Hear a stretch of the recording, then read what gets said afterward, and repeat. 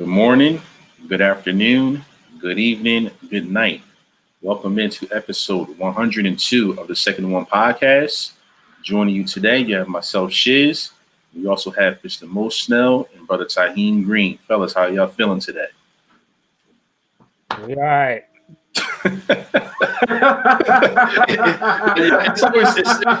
It's always so lackadaisical. Like, man, I'm just happy to make it.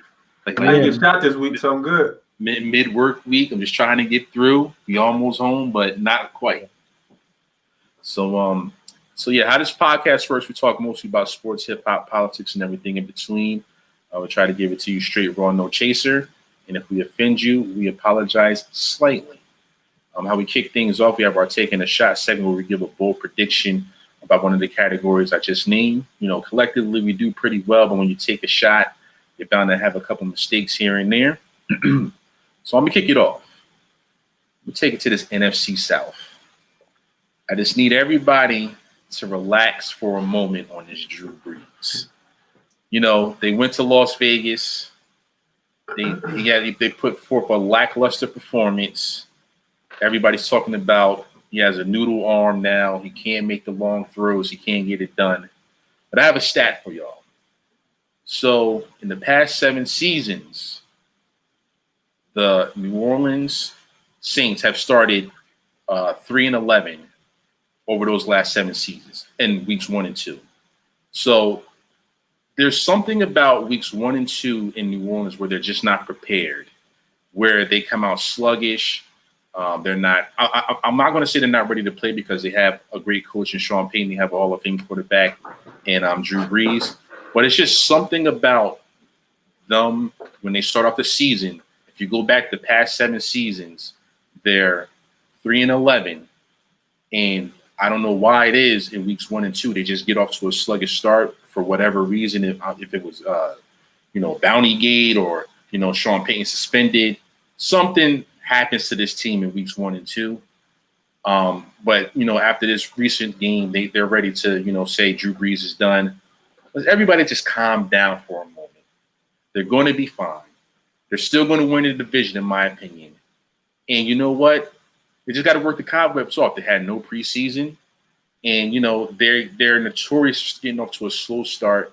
So my taking a shot is everybody settle down. The New Orleans Saints, along with Drew Brees, they're going to be fine. Snell, I'll go to you first. What are your thoughts, sir? Yeah, I think they'll be fine, man. Like you said, it's just first off, you don't have Mike Thomas, so you lose Mike Thomas. Short, somewhat of a quick turnaround for them. It's the first time they had to travel during COVID, so it's just new little nuances. Also, I think even though it's no home crowd, it's still the Las Vegas Raiders' first home game. They're just going to be playing above their heads regardless in that first home game. So I think that had something to do with it. Again, I still think I'm a Bucs fan. I still think the Saints will still probably win the division. That team's just been together that long. I just think more of it as they didn't have Mike Thomas. They had to make some adjustments to the game plan. You went into opening situation, a grand opening of a building situation. Tough place to go. It's just a loss. Drew Brees will be fine. He'll still throw for over 3,000 yards, a bunch of touchdowns. I don't think there's anything to worry about if you're the Saints. Yeah. All right. Time your thoughts. Yeah, man. I was never worried about the Saints. That's one team I don't worry about. They're always going to be good. They're always going to get to the playoffs, even if they're that wild card. Yeah, maybe they do historically start off slow, but I mean, you just got to look at the weapons. And yeah, like Mo was saying, they don't have Michael Thomas, but you still got Emmanuel Sanders. They still got that other kid that the second wide receiver was pretty good too. He was just not getting as many touches because you do have we did have Michael Thomas.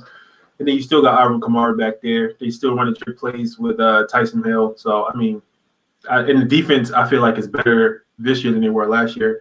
I think they got to kind of get on the same page too, the back end, the secondary, but that team is going to be fine. All right, moving on. Snell, you're taking a shot, sir. My taking a shot. I have so many taking the shots, but we'll stay We'll stay in the NFC South, the toughest division in football. I think you're mistaken, but go ahead. No, toughest division in They're football. talking about the NFC North or East. You do know the Carolina Panthers with old Teddy Bridges in that division. Go ahead. Listen, man, it's still the toughest division in football. No, my taking shot. I think, unfortunately, he should have already been fired, but I'm confirming it. Dan Quinn, first coach fired this season, hands down. There's really not much to it. If he was a black coach, he'd already been fired. But he's not. He has maximum. I don't think he gets past week 6, to be honest. I think he gets fired like that. Even if they go on a streak? I don't think they go on a streak. I think he's. That's what happened to him last year. They were dead in the water, and then they went to San Fran and beat y'all, and they kind of got on a little roll after that. And I think they finished like 7-9 or something crazy. Like, I think that I think it's all. I think at this point, I think his coaching has lost the locker room. I think just too many big leads and like you have the Super Bowl. Maybe you blame Shanahan, right? Maybe you blame Shanahan. Like, all right, that was Shanahan's fault. He leaves. Now you have this loss. You got to start looking at the common denominator. Dan Quinn's the common denominator. Yeah. Like, no, Arthur Blank is the common denominator. Well, he'll never he ain't give it up the team until he in the grave. Like, listen, and then his family gets it. To the MLS champion owner, Arthur Blank, ain't firing himself. So I think I think he's going to be the first coach to go. I think you're another, like, one more bad loss. You already really had 2 bad losses because Seattle flew from west to east and dominated you. That shouldn't happen.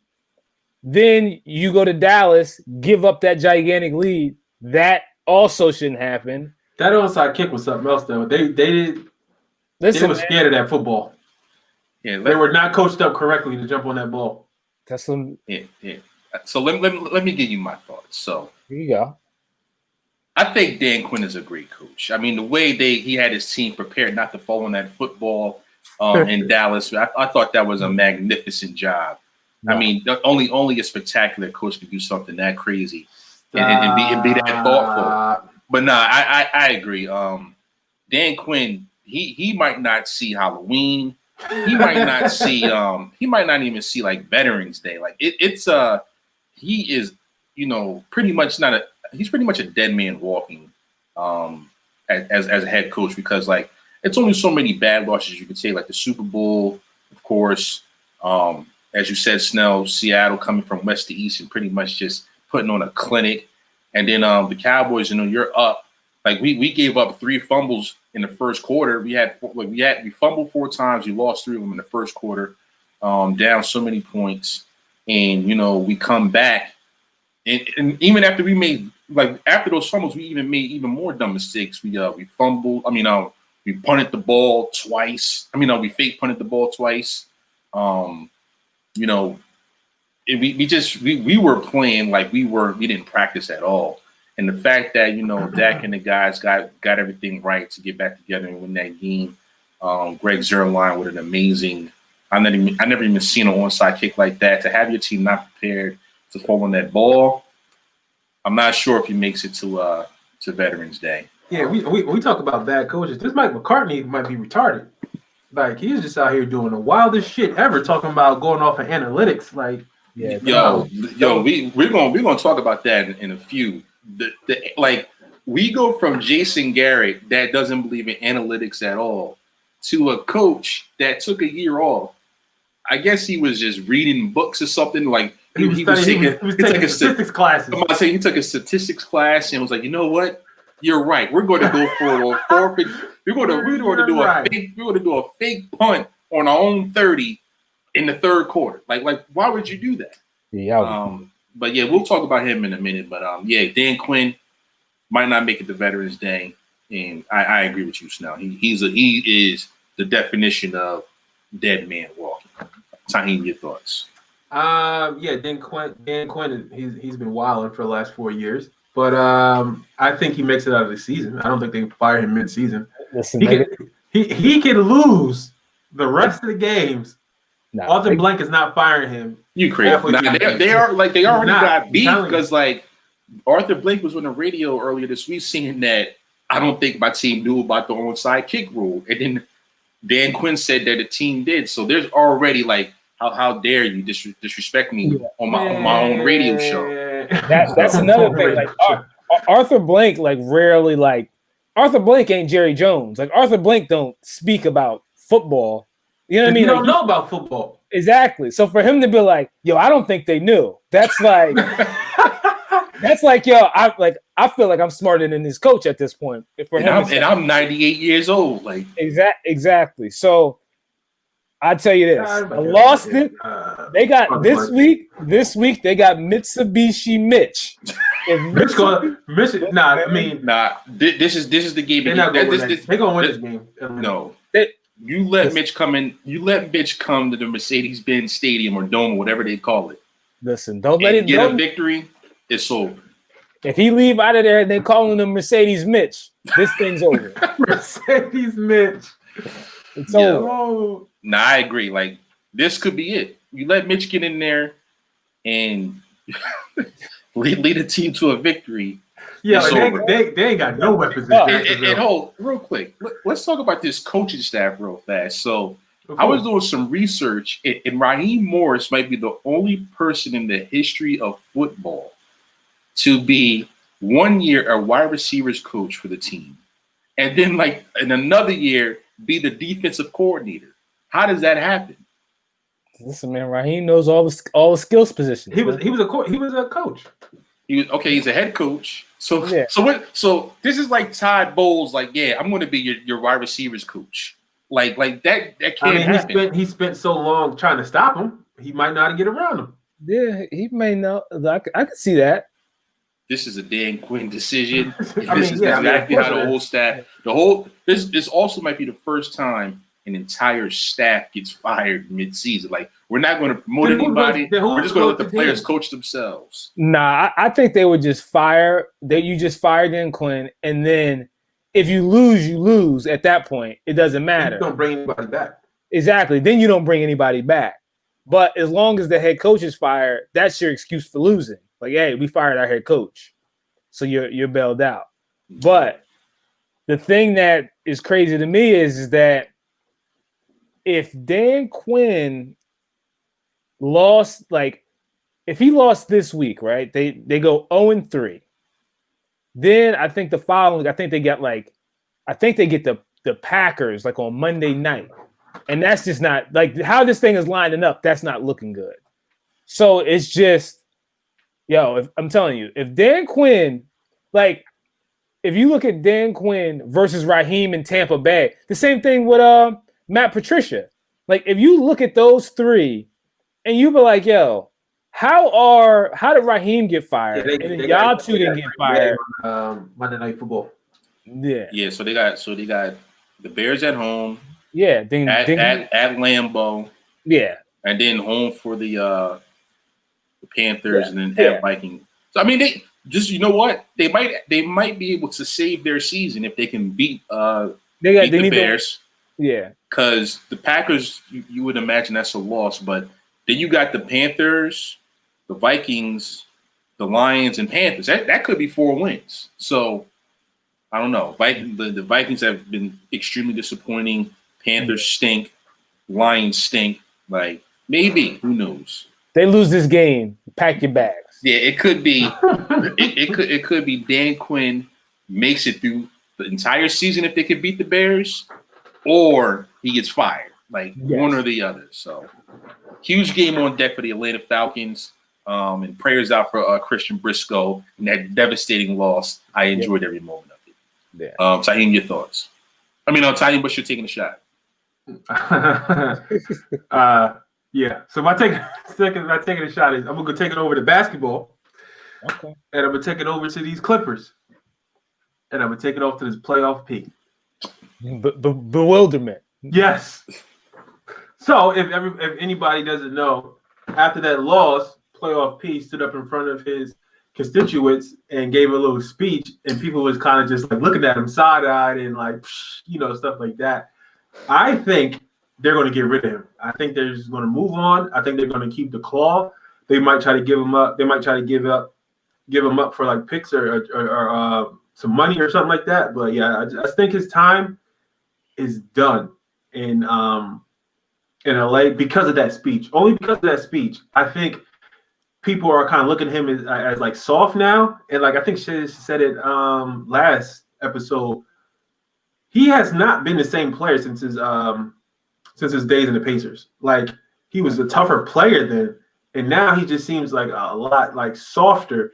And you can't be soft in the Western Conference because you got straight killers out there. You got Dame Lillard out there.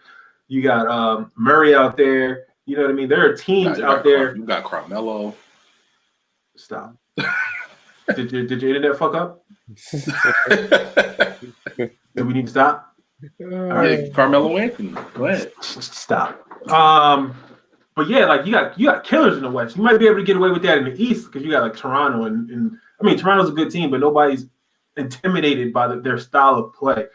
Like, but yeah, I think playoff P is going. Yeah. I mean, he does have a very tradable contract because he can get out of it after next season.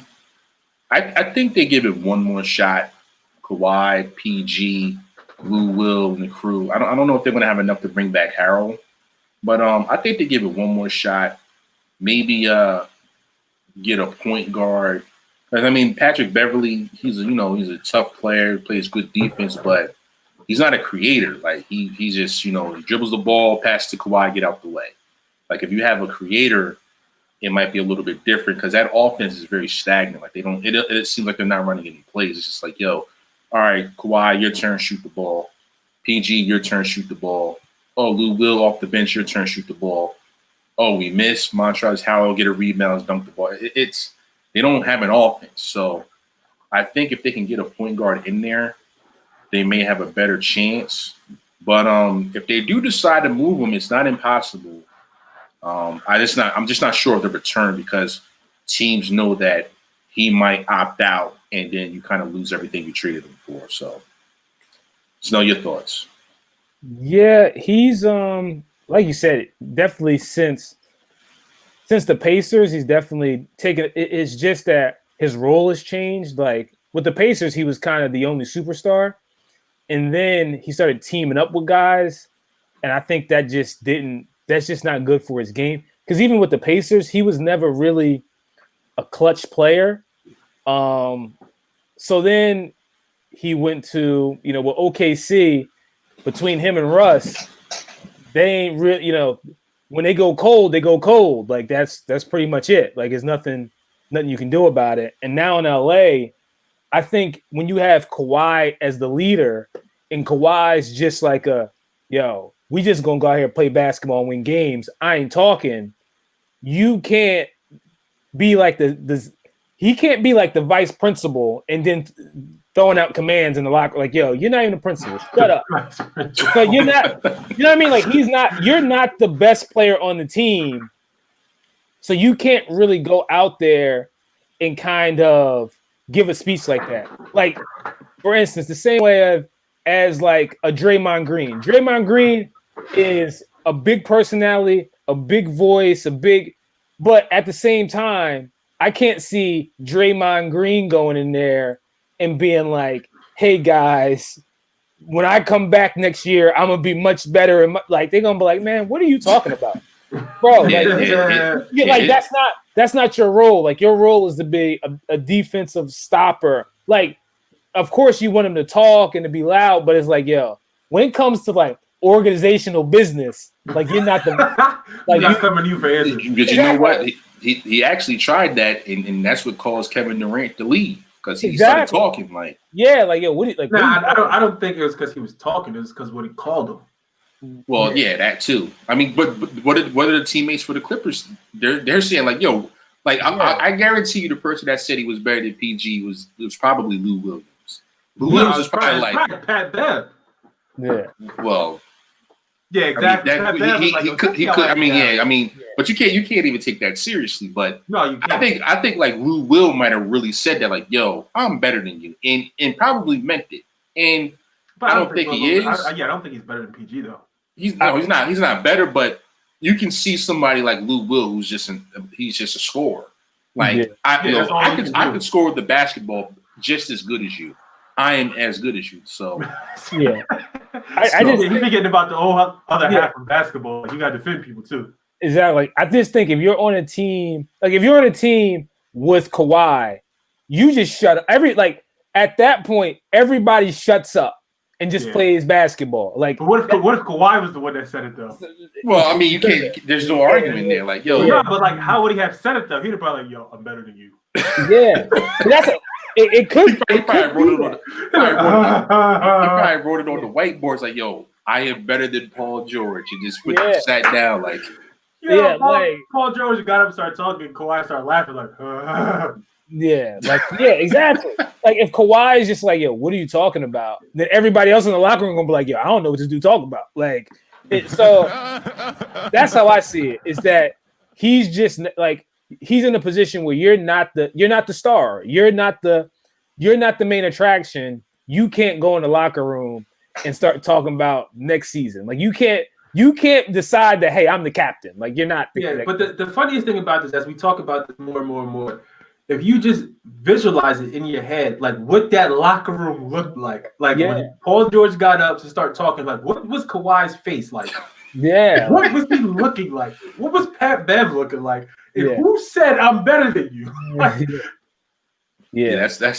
would have been a great. That was the funniest 10 minutes in the world right there. Yeah, that'd have been great to see. But real quick, before we move on to the topics, I heard this question.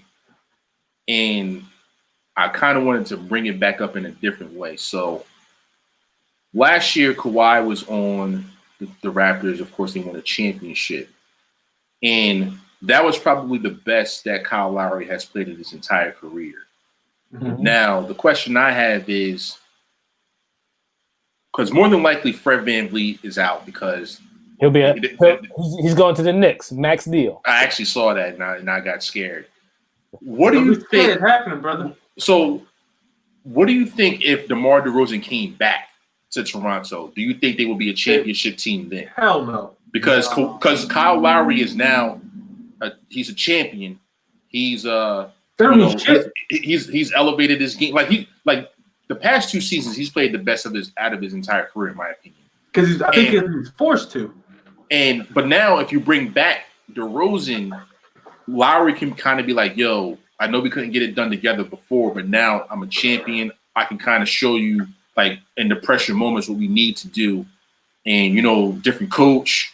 What do you think? If they got DeRozan back and didn't have to give up too much, do you think they would have a shot to win a championship?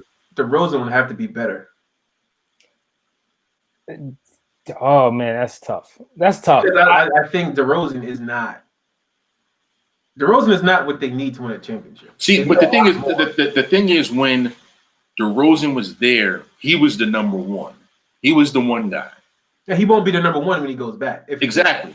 Lowry's the clear leader, and you have DeRozan just being like the scorer that he is. Like he's more comfortable being the secondary guy. That's why I think he could be more effective this go around with Toronto if they brought him back. I mean, they do have Nick Nurse. Nick Nurse I think he is one of the better coaches in the league. Yeah, I don't think like they're still trash. Maybe if they kept everybody like they have now, and you add DeRozan, maybe. But at the same time, it's just that DeMar DeRozan. I still don't think even with I don't think Kyle Lowry. You know this how I speak about Kyle Lowry. Kyle Lowry's the same guy that he was with DeMar DeRozan. You just gave him Kawhi Leonard. That's how I feel about it. I don't really think his game has really gotten that much better. I just think now it's being seen. That's how I feel about it. See, I disagree a little bit because I remember in playoff series, I remember Kyle Lowry just leaving the floor to decompress in the middle of a basketball game because the pressure was just too high. But now that he's a champion, he's unseen it all, did it all. I think like his composure would help. And I also DeMar think DeRozan too. Not to take anything away from them, but they beat a Golden State team that was like beat the fuck up. So to say that he's a champion, like he went through the mud. I mean, come on. I mean, you still had to get out the East. Had to go through the Greek Freak. Like, and look, they got put out super easy this year. They beat Joel Embiid, who comes to play sometimes. Like the East is not this. The East is not the West. And then when they got to the West in the NBA championship, they played a Golden State team that was hurt. Like the entire team was hurt. Yeah, I agree. I mean, that's definitely a fair point. Yeah, I can't dispute that. I just don't think it. Like, I don't think DeMar DeRozan is enough to get you through. The same way, like, so I always put it this way: if you brought in, I guess that tier of a player, if you brought in a DeMar DeRozan, a Paul George, you're not winning. They're not good enough with that roster to get you over the top. Like, they're not going to get you past where you got. I mean, it looks good on paper. And it looks good on paper. But you're going with the Clippers this year. You're going to lose in the same exact spot every time. Mm-hmm. But if you have that elite guy, if you have that Kawhi, like you have that elite player, it's enough to win. But if you have that next tier, that second, third team all NBA guy, it's not enough. You need that first team guy to carry you through. And I just don't think DeRozan or like a Paul George type of guy could carry you through. I think in the clutch moment when you need them, they would just fold. Yeah, and it's an interesting conversation because also Siakam wasn't the player, or I don't even know if he was on the roster with DeMar back in the times. But I don't think he was. No. But I mean, this roster took the Celtics to 7 games, and maybe if DeMar is on the floor, they get over the hump. But I mean, it's just a hypothetical that I thought about because like they had so many runs in with LeBron, they could never beat him, and now that he's gone. And, this team is still really good. If they brought him back, they might be able to, like, really do something. But, it remains to be seen. But, all right, round of applause. All right, moving into these topics. We had a great week 2. We bounced back from all of our teams losing in week 1 to all of our teams winning in week 2.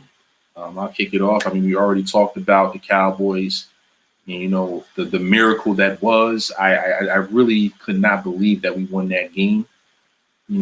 Miracles do happen. I've been on the wrong side of a lot of losses. I've seen the Cowboys lose in just the worst ways, whether it's the Dez catch or the Romo fumble, whatever. So to win a game like that felt good. I was very, very excited, very, very happy. But but that's only week 2. We're on to week 3. We are at the Seattle Seahawks. We are a 5-point underdog. I'm very concerned because our defense, our back 7 is just a mess. Like both our linebackers, Sean Lee, Van Der Esch is out.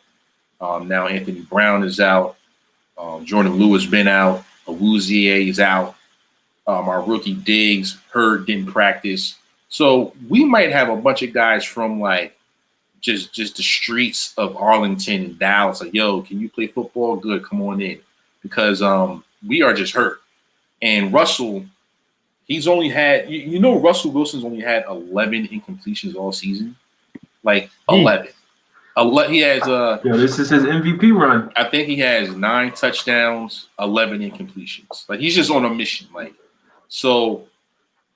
Going in with a defense that's completely wounded and going against a guy that's that hot, it's just the optics just look bad. But I still believe we might pull it off. Feed Zeke the ball because the Seahawks defense is not that great either. Even though they got some big name players, Bobby Wagner, Jamal Adams, their pass rush is non-existent. They can't get no pressure. But I mean, our offensive line is hurt too, so that's another thing. But maybe if we play old school Cowboy football, run the ball, try to get a stop, we might can pull it off. But of course, I'm not going to bet this game. But I do think like we'll go in there and compete. I don't think we're going to get blown out. But it is a tall task. It's a tall order to climb. But I think we got a shot. Saheem, your thoughts? Man, y'all get your asses beat, and I'm gonna have a party when it happens. That's your analysis. That's all I got. All right. So now your thoughts.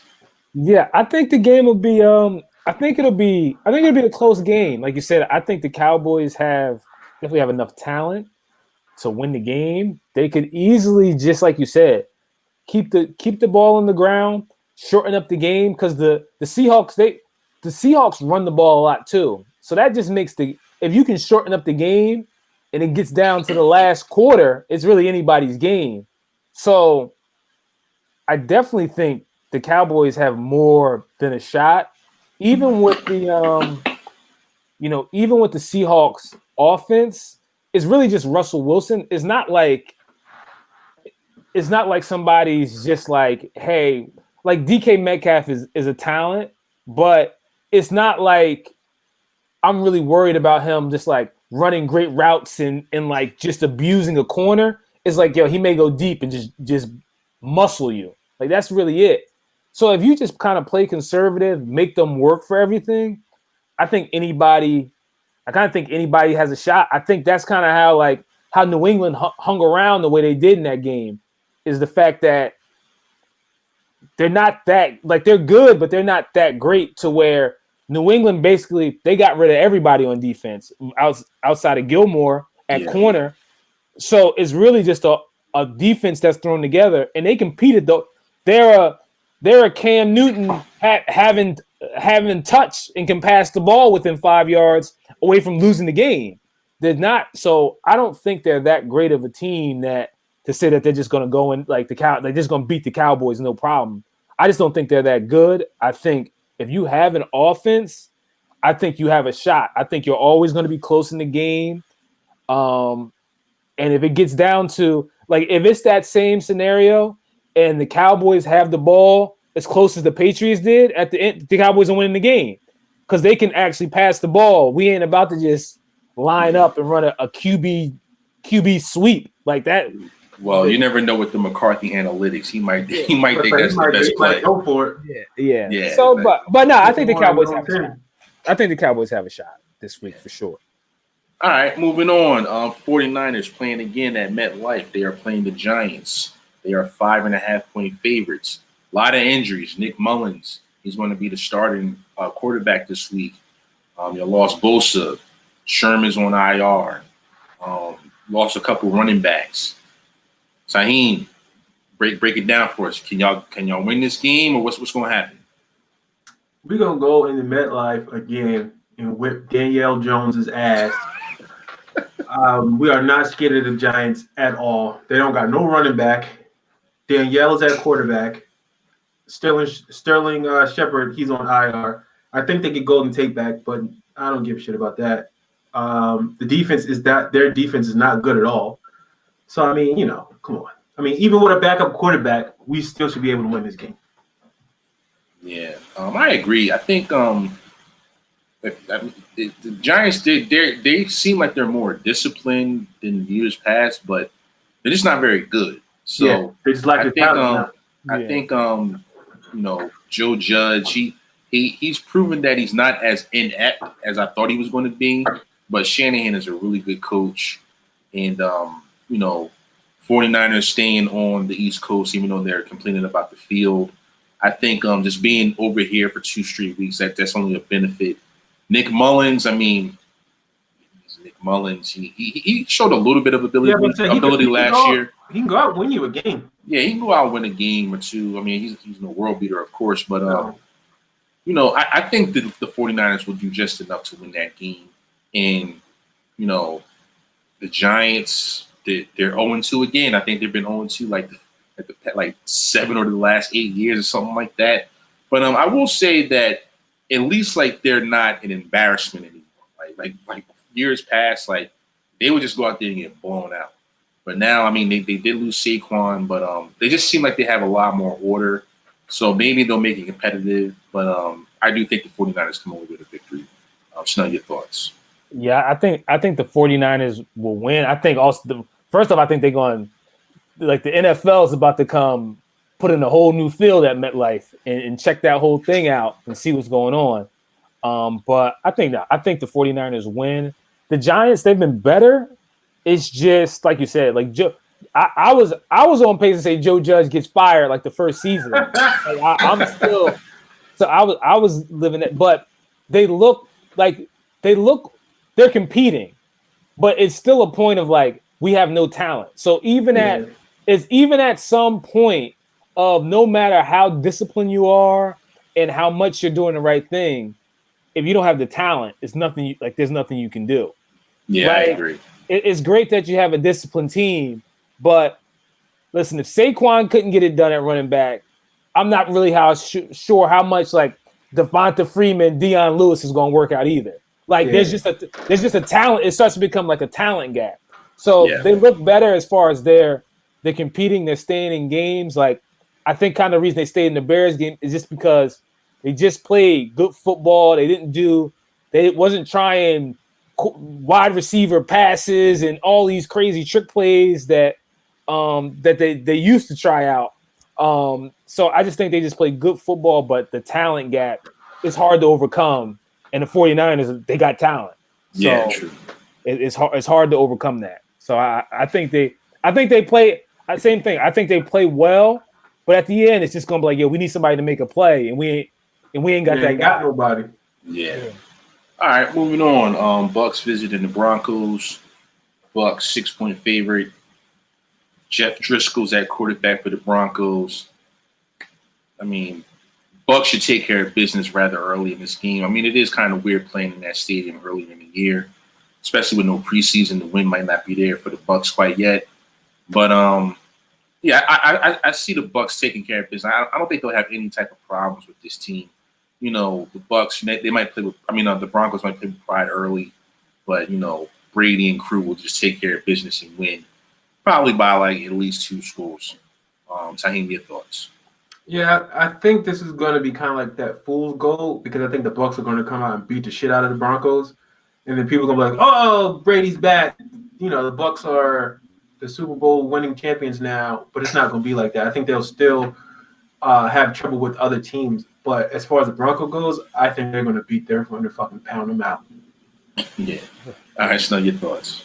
Yeah, I think we go. I think we get a win. I think I just think we just caught a break as far as Locke getting hurt, and then Cortland Sutton going on IR. No Von Miller. So I just think like we just caught like we're just going to catch a lot of breaks with them being so injured, and then it'll just be.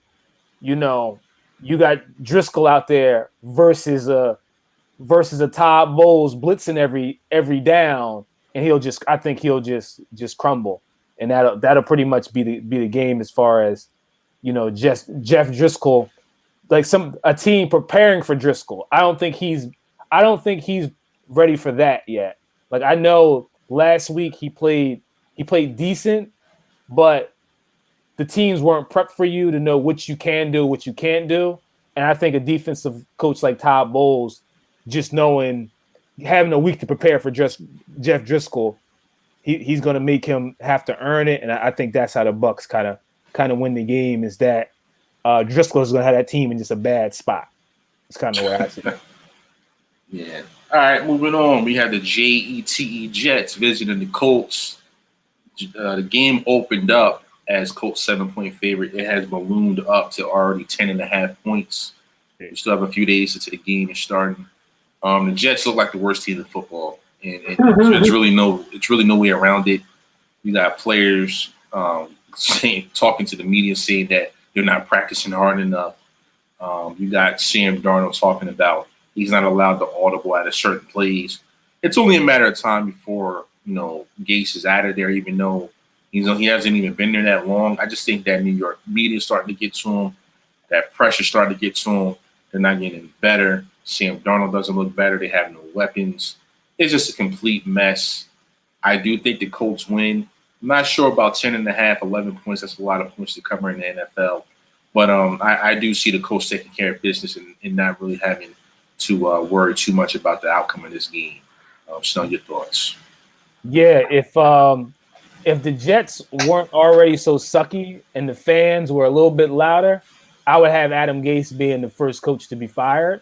But I think since the team is already so bad, it's nothing like this is what we were expecting anyway. So us losing isn't a shocker. So that's how I feel about it. But I think they get killed. They look like you said, they look like the worst team in football. Like Yeah. I don't care who it is, where you at. No team's supposed to fly west to east and beat you the way you got beat. Like that. Like at home. So to get beat like that, and they just don't seem to be responding to whatever game plan Gates has. And then they're like a combination of what's going on with the Falcons and the Giants. Of like, I feel like with the Falcons, the coaching, like they're not responding well to something. And then also we don't have talent. So it's like the double of like, yeah, the coaching is not really working with the team and it seems to be something off. And also we don't have the players to do anything. Yeah, and also we're trash. Exactly. So it's a combination of like two things of like, yo, the coaching's bad and we're coaching bad players. We're getting beat. like that's flat out where we're at now. It's just like, yo. So I think I don't know what's enough. Like Vegas could just keep raising that like give the Jets as many points as you desire. It don't matter. Like it's not going to end well at this point. All right, Time, your thoughts? Yeah, man, pretty much what Mo said. Like, I didn't think about it like that before, but you really got to think about it. They are a mix between those two teams because they don't have talent, and the coaches out there making dumbass decisions. So they're their own worst enemy, you know. Yeah. But I do think he doesn't get fired because he's going to blame it on the injuries that they have. Because Le'Veon is out. Then they have other issues with some of their key players. So it's just like, you know, he's going to be like, you know, what are you going to do? Fire me because, you know, our bell count was hurt. Like I had nothing to do with that. But yeah, it's going to be a long season for the Jets. At least the Giants are competing, but the Jets they look in big trouble. All right, moving on. Bengals at Eagles. Eagles 5-point favorites. 0-2. LA Rams came to town, pretty much, you know, took care of business. Bengals, you know, rookie quarterback. You don't know what's going to happen, but I mean the Bengals, they don't look inept. So you know, if Carson Wentz wants to throw a couple freebies to the other team, they can make it interesting. And I would love nothing more than the Bengals to come to Philly and beat the Eagles because they already had that fake booming sound from the crowd, from the field operator, whoever that was. I mean, it might get really loud if the Bengals come in there and get a victory.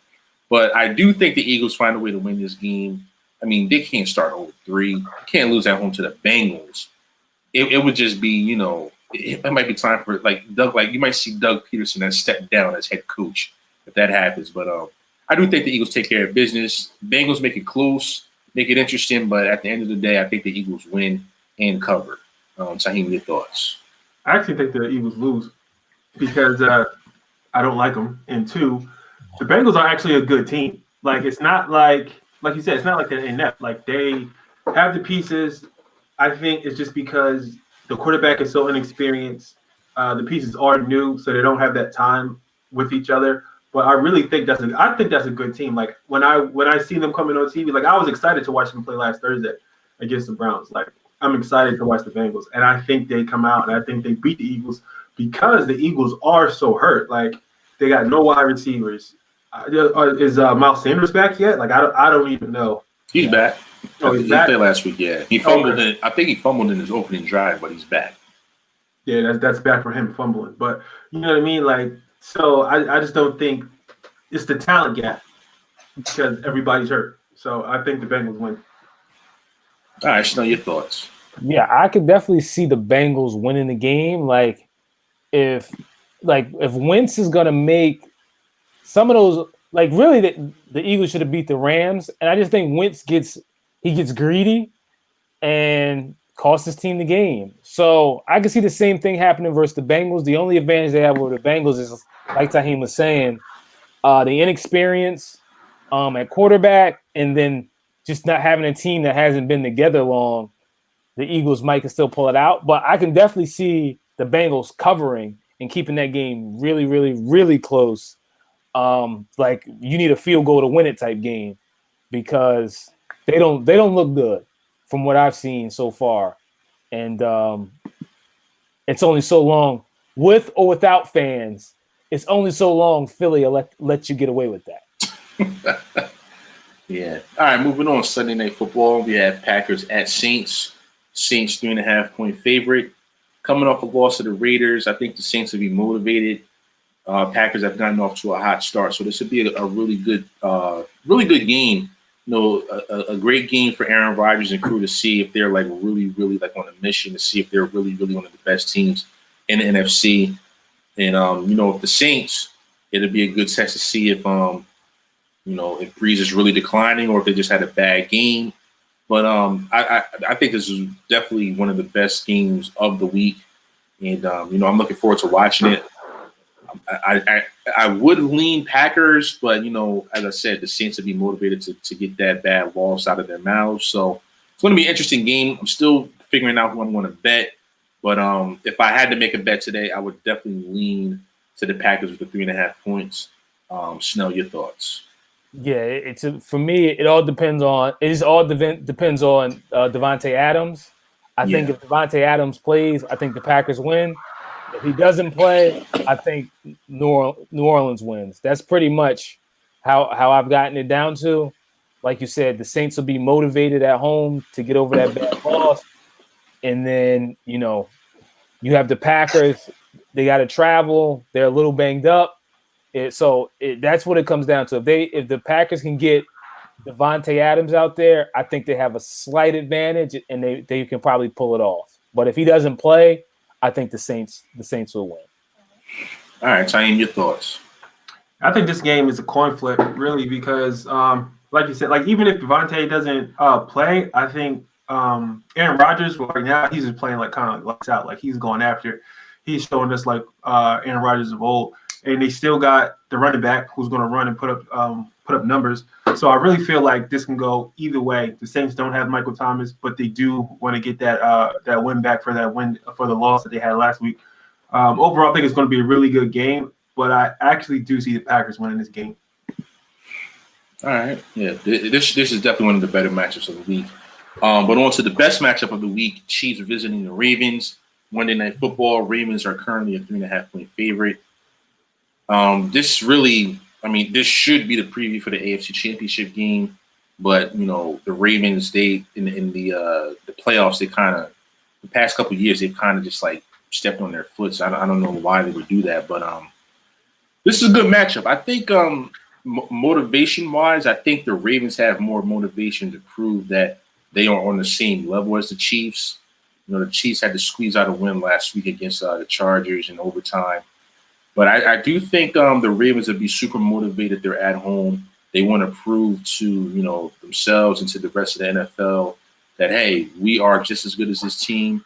You know, we blew an opportunity the past couple seasons.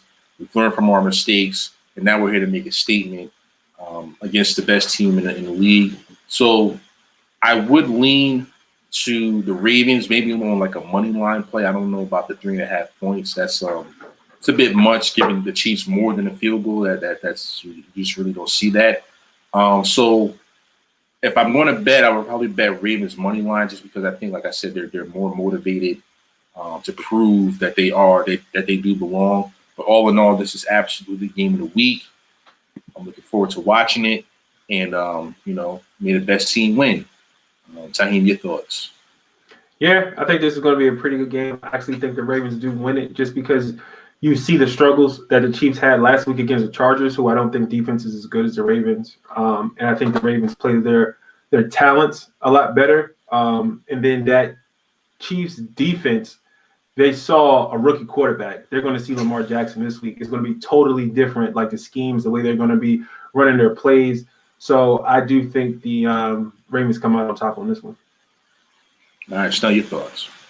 Yeah, I just, like you said, with the motivation, I think the Ravens are going to try to prove that there's, legit Super Bowl contenders.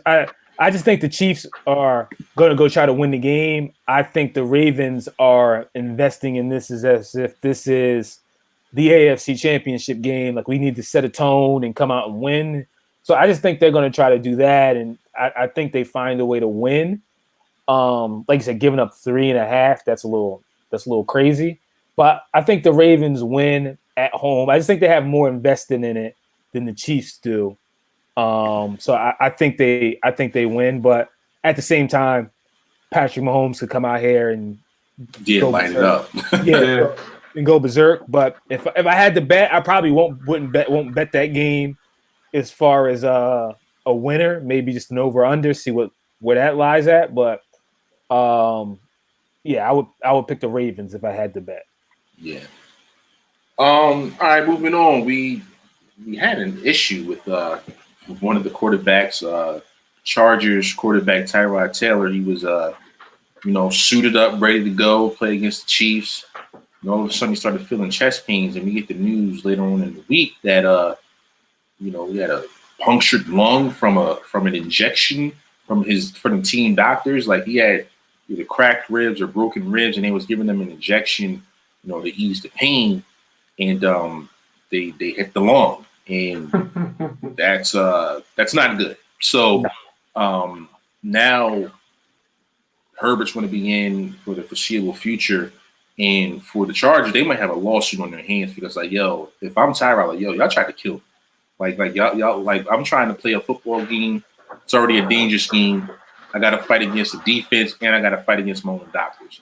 Now, granted, it probably was a mistake, but this was like, almost a deadly mistake. And I really don't know what is going to come from this. But Tyrod just has the worst luck, man. Like, he's a serviceable quarterback that I think deserves to start. But it just seems like wherever he goes, something happens. Like, I remember when he was with the Bills, he got benched over a contract issue. He did come back later on in that year, but, he didn't get his money. And now with the Chargers, he has an opportunity to start. They have some talent on that team. But now you have a punctured lung from a team doctor. And now if Herbert kind of plays well, I mean, he did play well his first game. If he continues to grow off of that, Tyrod might never get a job again in the NFL as a starter. So he just had the worst luck, But at the end of the day, I wish him nothing but the best of health. Hopefully he can come back. But it just seems like, man, this might have been the end for him as a starter in the league. Snow, your thoughts? Yeah, I don't think he'll get to start. Like, I think outside of Herbert getting hurt, I don't see Herbert taking a step back from what we saw last week. I only see him getting better. So I don't think Tyrod gets that spot back. So outside of a situation coming along where a team's rebuilding and they need a quarterback, I don't see him getting another starting job in the near future anyway. Like, I don't see where that's coming from. Yeah. So yeah, it's but the punctured lung thing, that's just crazy. Then the background with the doctor and his past, it's just all over the place. But I don't think the doctor purposely, like, some people's like, yeah, he did that on purpose. Like, I don't think he did it on purpose. Like, why would he do that? But exactly. So I don't know how that whole situation is going to play out. But yeah, I definitely don't see Tyrod starting on the Chargers. That outside of injury, I don't see it happening again. So, all right, so your thoughts? Yeah, I mean, the situation sucks. I don't think the doctor did that on purpose. I don't know the doctor's background or anything like that. I don't think he can sue just because of a lot of the contracts and things that they signed. There might be a clause in there where they can't sue the doctors, and plus the doctors have malpractice insurance anyway, so he'll just be getting that money. But yeah, it just seems like everywhere Tyrod goes, something happens, and then, he can't play. Even when he was with the Browns, and it's kind of like the same situation. Like they signed Tyrod, but then they draft their quarterback of the future, and they're just waiting behind him for something to happen, and something always happens, and Tyrod is always on the losing end of it. Yeah, he might be the black version of Fitzpatrick. That's kind of how his career has gone. Like Fitz. What Fitz is that the person in front of him always gets hurt, so it's a little bit backwards. Yeah, it is kind of backwards. But like with Tua at Miami, like Fitz is clearly like, just go out there, put on a show for Tua to learn from, and then you're coming out. But like you said, Fitz has been the guy that's always been the backup that just gets in, but he never got that starting gig for like a long period of time. I mean, he started for the Bills maybe for like a season and a half or something like that. But he never was like, we have Fitzmagic as our long-term starting quarterback. That's just never been the case for him. Yeah. All right, moving on. It's been a lot of fines, man. Like these guys are not following the rules. These coaches are getting fined left and right. So there's been a handful of coaches that have received a $100,000 fine for not wearing their mask properly. And on top of that, in addition to the coaches being fined $100,000, the individual teams get fined another $250,000. So it's been well over $1 million of fines just because they're not wearing masks. And I'm all for it. We love football, so follow the rules. You're on the sidelines. You're not in the game. Put your mask on, and let's get through to week 3. Because all it takes is one outbreak, and then the whole season gets shut down. So we're just very fortunate we're on the edge because, if a team catches COVID and it spreads, you can't just postpone NFL games.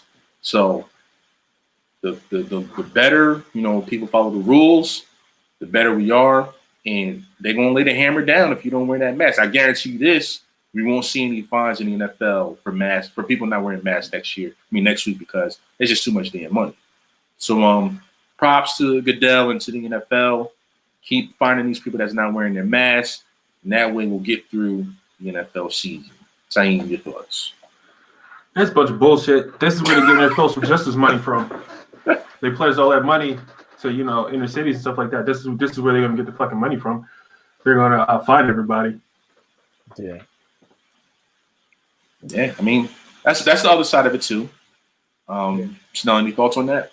I'm a little confused on it, just a little bit. I'm all for wearing masks, but if you're telling me that everybody took a test before they came in the stadium and they're all cleared, why is the emphasis on the mask so heavy? That's what I'm saying. This is bullshit. You telling me one or two things: either we don't trust these tests, or we're just being over cautious.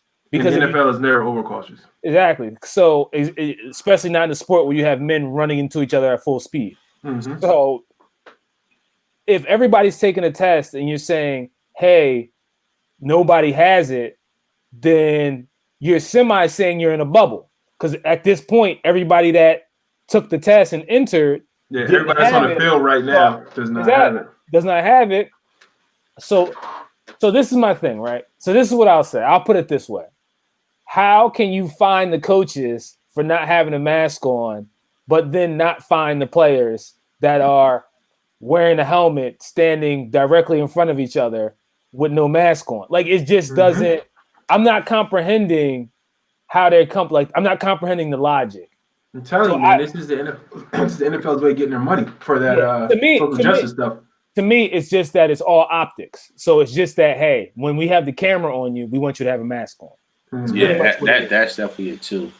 I don't know. Maybe they think especially if it's an outdoor stadium, maybe they think somebody sneezed on the outside and it's going to travel to the inside and infect the coach. I have no idea. Now you sound like Donald Trump.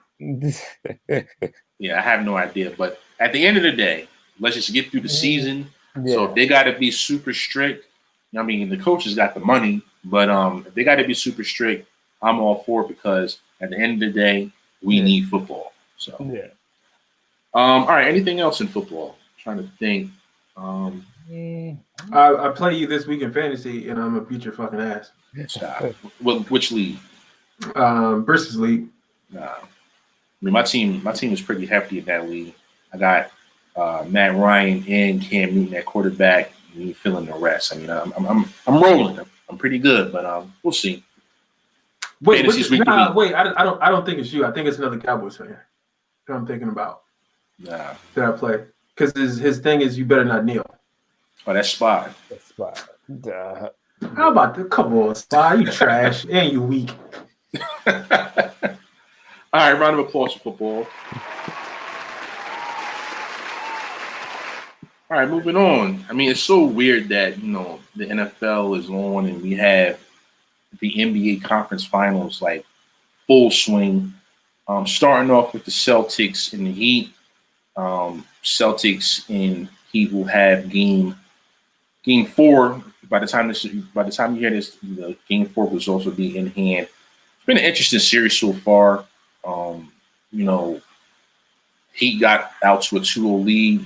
Celtics win that last game. We'll see what happens tonight. But the Heat, man, they have an identity, man. They're gonna play good defense. They're gonna hustle, and their rookies are like Tyler Hero. He's contributing a lot. Duncan Robinson can shoot the ball. They just got a bunch of guys, a bunch of tough people, and it's like that Miami Heat coach. It's like the '90s Heat. Like as much as they allow, of course you can't be as aggressive as they were back in those times, but they pretty much push the line as much as possible, and it's good to see. We'll see if they have enough gas left in the tank to get it all the way to the finals. I do think the Celtics are the more talented team, but the identity and the way that the Miami Heat play, it definitely can carry them through this series. So we'll see how that works out. And moving on to the Lakers and the Nuggets, it's very possible that the Nuggets could be up 2-1 in this series. Anthony Davis hit a buzzer beater to give them a 2-0 lead. And then in game 3, the Nuggets came in there and pounded them by 20. So it's clear that the Nuggets are not scared of the Lakers. And we've seen what the Nuggets have done in the past couple series where they've come back from 3-1. So really it's if the Nuggets can get game 4, that'll really, really make it interesting. So both conference finals have been pretty good. I'm anxious to see how things shape up. If I had to pick, I would say that the Lakers, and I still think the Celtics are going to win that series, but at this point, the most surprising team getting to the finals would be the Denver Nuggets. But good basketball on both sides. Looking forward to seeing how these the results, how both series end up. And, it's just been a pleasure to watch. Like go all day Sunday watching football. Oh, here comes a conference finals game coming on. That's excellent to me. Tahim, I'll start with you. What are your thoughts been on the conference finals so far? It's been interesting. It's good to see that the Denver Nuggets just didn't go quietly into the night. I do think the Lakers win that one, though. And I actually think the Heat win. So I think in the championship it's going to be the Lakers and the Heat. I really just like the way that the Heat are playing basketball right now. They're playing together as a team. They're just finding ways to win. But yeah, it is like you said, it's real good to watch football all day and didn't know that there's a conference game going on. So yeah. All right, share your thoughts. Yeah, it's been good. It's been good. Like you said, just sports all day, all around. Any sports you like, it's on. So that's been good. I'm glad, like you said, I'm glad to see the Nuggets didn't, because after that first game, I thought the Nuggets may just be like, hey, let's start packing now and get on out this bubble. So it's glad to see that they kind of fought back. They all, like you said, they really all. If it wasn't for Plumlee trying to switch for no apparent reason, they probably win that game, and then they get game 3, and they could be up 2-1. So it's just good to see that they're competing, and they just, because after that first game, I thought they would just get swept. And the same thing with like the Celtics, because I've always accused that Celtics team of being mentally fragile. So for them to come back and to get game, and they almost proved me right by having that argument after game 2, but they came back and won game 3. Let's see if they can get another one. I kind of feel like both of these series might get to game 6, game 7. So that, that will be good. And I think it ends up being, like Taheem said, I think it's going to end up being Lakers Heat. And then we'll see where it goes. I don't know how Jimmy Butler and Eric Spoelstra is getting this much out of these guys, but they are. Yeah. So we'll see how it goes from there. All right. Yeah, good round up for basketball. Round of applause. But speaking of probably the greatest basketball player of all time, Michael Jordan, he's stepping into the NASCAR, the NASCAR world. He's creating a team, and Bubba Wallace is going to be his driver. I don't watch NASCAR. I don't think you guys either. But don't disrespect me. You watch NASCAR? If you can bet on it, I watch it. You know that. So you got a problem. Yeah, actually, you know what? When the pandemic was just getting started, one of the first sports to come back was that NASCAR, and I would watch. And it was boring as hell, but it was good to see some action. But with this, Bubba Wallace is going to be a part of Michael Jordan's racing team. I just think it's just interesting to see like Michael Jordan, kind of stepping out of his box a little bit. He's been, I guess after that Jordan doc came out where people was like, man, he didn't do this, he didn't do that for like his community and for like black people. He's trying to find more creative ways to do things. And I mean, this is pretty creative in my opinion, where, he's stepping into an arena that, I don't know how much he knows about it, but it's something that's just like totally different. And maybe you might get some more black fans. Who knows? I mean, people love Mike. They love his sneakers. So, maybe they come out with a NASCAR Jordan brand shoe. Who knows what they're going to do? But I thought it was a good thing. Nothing but positive. But other than that, this is not going to make you watch NASCAR. Snow, your thoughts? Yeah, I think Michael Jordan's been in like that motor world for a while now. Like I think he's been involved with that for a while because he's sponsored that Denny Hamlin for a while. Because I remember years ago seeing like Denny Hamlin like with a Jordan logo on his jacket, and I was like, how'd you get that? How'd you get that? So he's been in that, and also, Michael Jordan went to North Carolina, and Brad Daugherty's from North Carolina, so it's not like I don't have somebody who's thoroughly involved in that world to help me out. So I don't think like Jordan's got the money. I just think it's a money game, and Jordan surely got the money, and he definitely has the resources as far as if you have like a Denny Hamlin and you have somebody like Brad Daugherty who's been involved in NASCAR for as long as I can damn near remember. So he has people around him and close to him that can advise him, I think, properly. So it's not like he just started it with no knowledge or with no advisors or nothing like that. So I think he'll be all right. All right, Time, your thoughts. I have none. I literally care less. Now you ain't gonna watch NASCAR? Why? You ain't gonna watch it a little bit? No. Yeah, I mean, I kind of feel the same, but it was kind of like I won't say historic, but just it was something. So I thought I would bring it up. No, yeah, that's fine. I have no thought. Round of applause to Michael Jordan, Bubba Wallace, and anybody else. Moving on to a very a topic that has kind of been lingering for the past 6 months, and we have gotten some unfortunate closure to it today.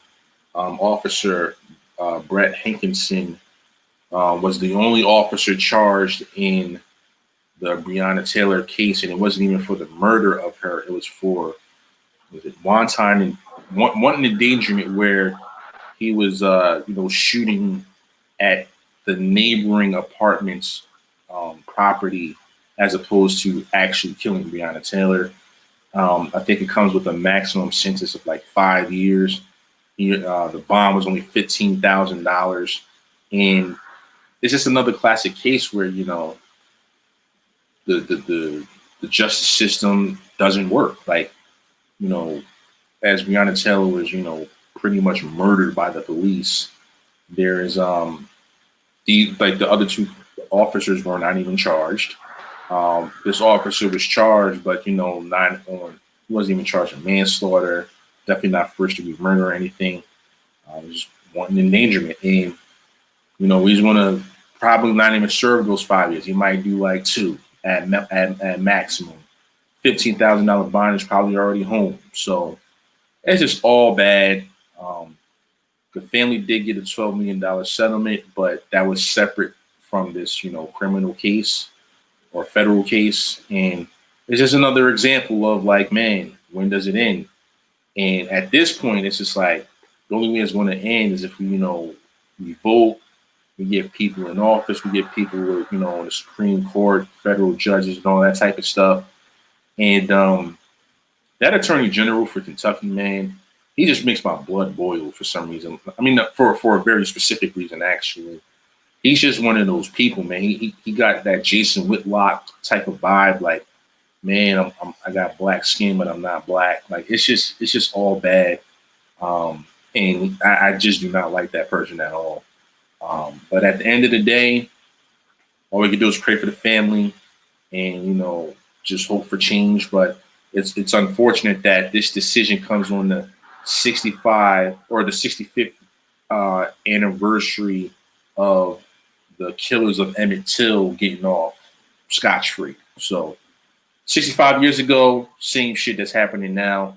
And, we preach about change, we preach about justice, and it just doesn't seem like it's ever going to happen at this point in time. So real sad, but all we can do is vote. And that's pretty much all I got to say. Taheem, your thoughts? Man, they don't give a fuck about us. That's all I got to say. Anything else? No, because I mean, like, think about it. We could sit here, we could talk, but they like blatantly do shit to say, hey, we really don't give a fuck about you guys. Just know that. And they do it, and people just allow them to do it. Like people that African Americans that do have some type of power, or minorities that do have a power, they just let them do that shit. Like, what can I do to stop them besides seeing them on the street and beating them up? I agree. Like, you kind of get that helpless feeling, like man, we've been out there, voting and trying to do the right thing, but then at the end of the day, like the same stuff that's been happening for 70 years happens again. Mm-hmm. Like, it's crazy. Like, to even think that all the change that has happened in the world, whether it's like, Tesla cars and HD TVs and air fryers and, all this type of shit is just like the one thing that remains constant is the injustice for black people. Yeah, like we put somebody on the moon and y'all still hate black people. Yeah, we had a black, I don't get it. We had a black president. Yeah, I don't get it. There's still a lot of injustices towards black people. And then, like, and the thing about it is, like, if I do go around beating white people up, then I'm the bad guy. So there's literally nothing I can do. Yeah, it's a helpless feeling, and we're going to continue to do the work to, like, get people in office and fight the good fight. But stuff like this it's a crushing blow, and it just makes you feel like tired. And tired, definitely tired. Just mentally drained from all the bullshit that takes place, and that's really all I got. Snell, what are your thoughts? Yeah, man. I felt like I seen it coming because they gave that family $12 million, so I felt like that was the first indicator that this is about to go left. Now, man. It's gotten to a point where I just feel like chaos makes money. That's where it's at. Like, that's all. That's how I look at it. That's the way I take it. Like, because the news channels, they're making all types of money from this. Like, because you think about this decision and you think about everything that goes into it. Of, all right, if we just put this guy, we properly sentence him for murder, put him in jail. There's no riots. There's no people out in the streets. There's no police working overtime. There's no media flooding the streets. So by this decision, you get all of that. You get all of that chaos, and that's where money's made. You got police that have to work extra longer. That's overtime. That's more money. The media is out there making more money. Businesses and things are probably going to get destroyed and XYZ. That's insurance money. Like, it's just, I just feel like now it's just like, yo, this is getting to a point where you're just telling me chaos makes money, and that's where it is. Like that's it. That's how I feel about it. It's just silly. I have no further, I can't explain it, but that's the only thing that makes sense to me is like, all right, this is just a money grab now. Because this is silly. Yeah. Like, this is like, you really have to think about, if you are the attorney general, if you're in that decision making this decision, you're like, hey, this decision could literally blow this city up. Like, we like literally. And they're just like, well, let's go for it. See what happens. Like, you know what I'm saying? So I just don't get it. I just don't. Yeah, and the thing with me is the charges. Like, yeah, the charges are that's so like a slap in the face. Like, yeah. How long, like how long did it take for you to tap dance around the real charges that should have been brought forth to come up with this nonsense, wanting endangerment? Like, are you kidding me? Like, how do you even come to that type of conclusion? Like, and then they were showing documents where the police lied in regards to Breonna Taylor initially being hurt. Like, she was dead. And on one of the documents, it said Breonna Taylor's injuries, none. So it was already wishy-washy from the very beginning. And, $12 million is a lot of money, but man, I guarantee you that Fed would trade that in a heartbeat just to have her back. And to have this type of decision is just unbelievable. And the pain is just like ridiculous. It's a dangerous game that some white people are playing, because they're telling black people or minorities that, we don't care about you, we will kill you, and we will get away with it. Yeah. Just give us a couple months. We will find a way to get away with this. You know what I mean? And that's what they're doing. And then they expect for people to just sit and take it. Like, they just expect for you not to be affected by it. They just figure, well, it's just another black person that you don't know. So why are you, upset about it? But it's just like, it's a person that I don't know, but it's a person that's still part of my community. You know what I mean? It's a person that I share the same background with. You know what I mean? We've had, I don't know Breonna Taylor. I didn't know her, but I'm pretty sure our ancestors were slaves together at some point somewhere in this country. You know what I mean? So it's just like, and you're killing a person that looks just like me. I can go outside, get shot, and I already know that y'all don't get, you know what I mean? They don't give a shit. They'll kill me they'll kill me, right? Me being in the military and say I had 45 guns on me or some stupid shit like that. And then people that don't know me will believe, like, oh yeah, he's just wild. He was just out in the street with a bunch of guns. Like, what? Yeah. You know what I'm saying? Like, it's gonna be, and it is so like I said, to me it's just chaos, because at the same token of everything going on, you give her family $12 million. There's other people that were killed by, you know what I mean? The same, you're gonna get the same speech to like, well, they got $12 million. My brother and my cousin got killed. I ain't get nothing. Like, so it just creates more chaos. It's like I said, I just feel like it's divisive. You're just trying to create chaos, create division amongst everybody. Yeah. Because those, like I said, those same people that, are upset, after a while, it is going to hit that point of, people start to forget a little bit. But what they ain't going to forget is, oh, they got $12 million. Like, they're not going to forget that part of it. And that's going to be sad. That's going to be the sad part about it, because it's going to turn from the, caring about the family losing their daughter, sister, aunt, to, well, at least they got something. Yeah. We ain't get nothing. Like, and I think that is, over time, that will always, it's just something that'll always stick out. And it's a shame that family had to be in a position to accept $12 million. Like that's what the sad part is. So yeah, it's horrible tragedy, and like I said, it kind of makes you feel helpless. It makes you feel tired, and at this point, man, it's just like enough is enough. What else is there left for us to do? The Attorney General is African American. Still, the result is the same. Like it's a really deflating loss. This situation is. I'm not even going to round of applause that. But all right. Episode 102 in the books. Did you guys got any announcements or anything planned for the weekend or not anything other than football? Any time any sudden trips to the Pentagon you got coming up or what's going on? No. If I go to the Pentagon, it's because nuclear war is coming. Nuclear war. All right. All right. Well, round of applause to the episode. All right. So that was episode 102 in the books.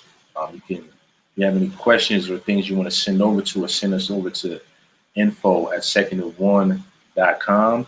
We're on social media. Find us on Facebook, Instagram, Twitter, everything in between. Also, we're on YouTube now. Check out our YouTube channel, Second and One Podcast. And of course, you can find us on all your platforms, Apple Podcasts, Spotify, Amazon Music. So you can say, hey, Alexa, play Second and One Podcast, and it'll come right up, or it should. But yeah, man, we're going to keep moving. Football is the gift that keeps on giving. These weeks go by real fast now. Thursday night football comes up, and it's like, oh, the weekend's here. Yeah, I'm good. Anything else? Anything you guys got to say? Anything else left out there? No, I'm good. No, man. No? Be safe out here. Yeah, be safe out. Exactly. Yeah, be safe. Please be safe. Don't be afraid to turn your heat on in the morning if it's too cold, man, because the weather has been a little bit weird. In the morning time it might be like 40.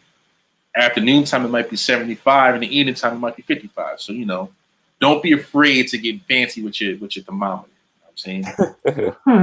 But all right, if there's nothing else, thank you guys for listening. This is the Second One Podcast.